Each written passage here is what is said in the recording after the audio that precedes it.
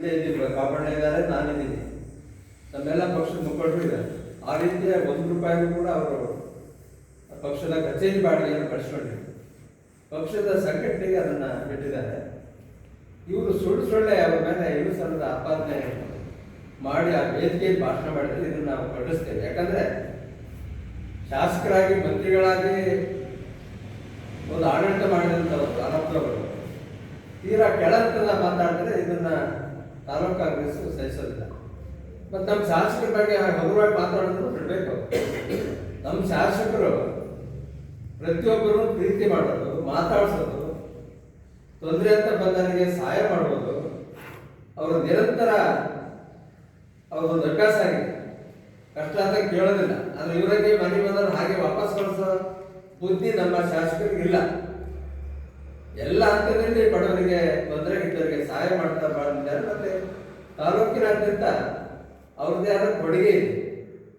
ಎಲ್ಲ ವರ್ಗದವ್ರು ಬೇಕು, ಬರೇ ಆ ವರ್ಗ ಈ ವರ್ಗ ಪ್ರಶ್ನೆ ಇಲ್ಲ. ಯಾವುದೇ ಸಮಾಜದ ಬಡವ ಒಂದು ಸಹಾಯಕಕ್ಕೆ ಬಂದರೆ ಅದನ್ನು ಆ ಗಳಿಗೆಯಲ್ಲಿ ಅವರು ಅದನ್ನ ಸಹಾಯ ಮಾಡಿದಂಥ ಒಂದು ಅಪರೂಪದ ಗುಣವನ್ನು ಬೆಳೆಸ್ಕೊಂಡಿದ್ದಾರೆ. ಈ ಹಾಲಪ್ಪರ ಯೋಗ್ಯತೆಗೆ ತಕ್ಕದಲ್ಲ. ಇದನ್ನು ಇನ್ನು ಮುಂದಾದ್ರೂ ಅವರು ಈ ಥರದ ಕ್ಷುಲ್ಲಕ ಹೇಳಿಕೆ ಕೊಡೋದನ್ನು ಬಿಡಬೇಕು.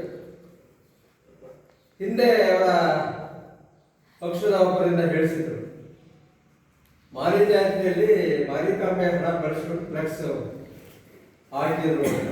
ಎಲ್ಲದೂ ಸುಳ್ಳು. ಅವರ 2004 ಸಾಗರಕ್ಕೆ ಪಾದಾರ್ಪಣೆ ಮಾಡಿದ್ದಾರೆ. ಬರೇ ಧಾರ್ಮಿಕ ಕಾರ್ಯಕ್ರಮ ಒಂದೇ ಅಲ್ಲ, ಪ್ರತಿಯೊಂದು ರಾಜಕೀಯ ಕಾರ್ಯ ಯಾವುದೇ ಇರಲಿ, ಈ ಸಾಗರದ ಪ್ರಮುಖ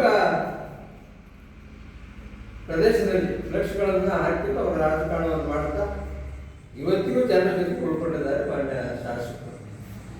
ಈ ಬಿಜೆಪಿಯವರ ಇಲ್ಲಸಲ್ಲದ ಹೇಳಿಕೆಗಳು ಖಂಡನೀಯ, ಮತ್ತೆ ಅಷ್ಟೇ ಕಠೋರವಾಗಿ ನಾವು ಖಂಡಿಸ್ತೀವಿ. ಹಾಲಪ್ಪರು ಮಂತ್ರಿಯಾಗಿ ಕೆಲಸ ಅವರ ಯೋಗದ